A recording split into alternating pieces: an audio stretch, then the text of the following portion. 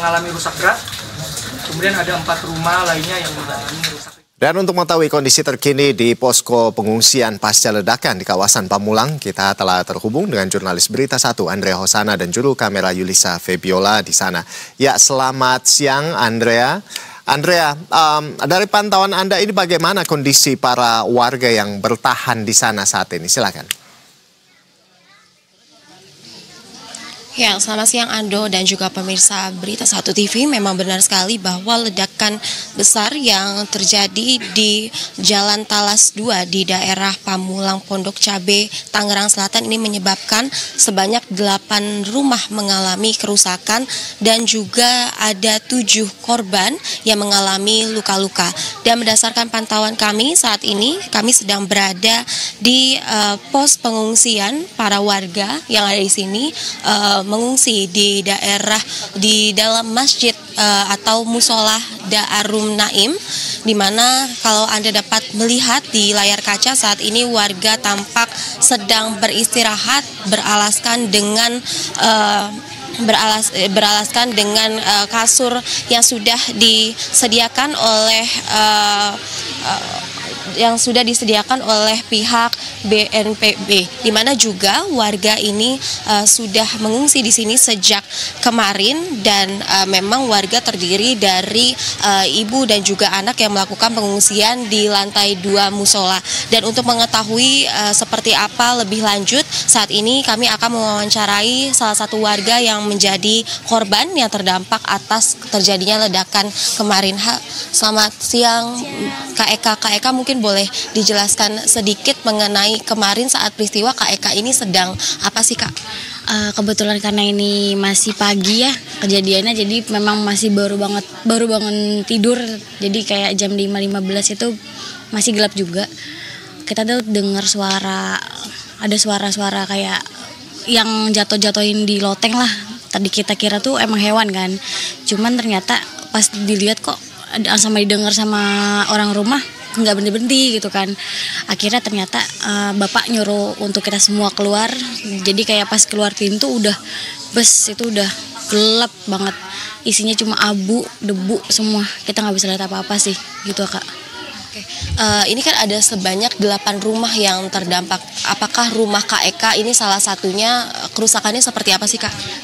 Kerusakannya memang saya salah satunya juga, karena cuma selang 1 rumah dari yang parah ya.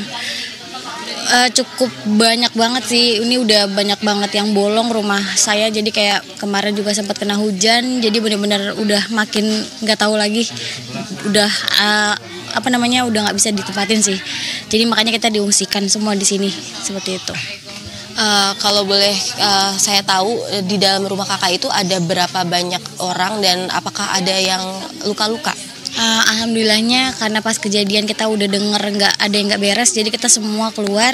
Kebetulan keluarga saya ada 4 orang, ada ibu, bapak, sama adik saya juga. Jadi kita langsung alhamdulillah kita keluar.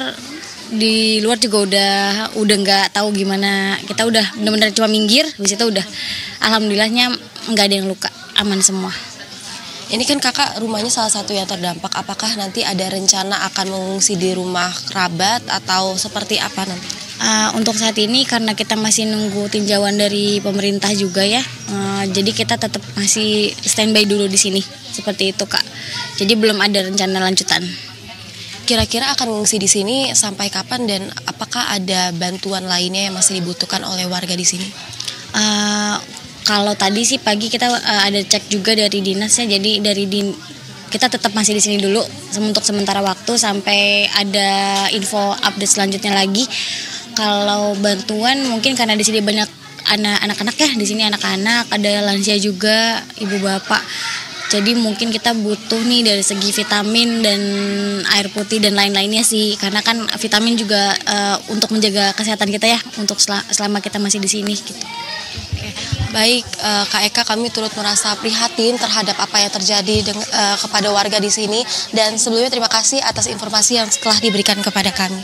Ya, itu dia Ando dan juga pemirsa Berita Satu, salah satu pernyataan dari korban yang terdampak akibat ledakan di daerah Jalan Talas ini. Dan tadi beberapa yang masih dibutuhkan adalah terkait dengan obat-obatan, karena memang berdasarkan pantauan kami, memang juga banyak anak-anak yang mengungsi di tempat ini. Dan selain itu juga memang hingga saat ini penyebab dari ledakan masih belum diketahui, karena informasi terakhir memang dari pihak Puslap 4 ini telah mengamankan sejumlah barang bukti seperti diantaranya ada kompor, gas, dan juga regulator. Dan hingga saat ini kami akan menunggu update selanjutnya terkait dengan penyebab apa yang menyebabkan ledakan yang terjadi di tempat ini. Ando.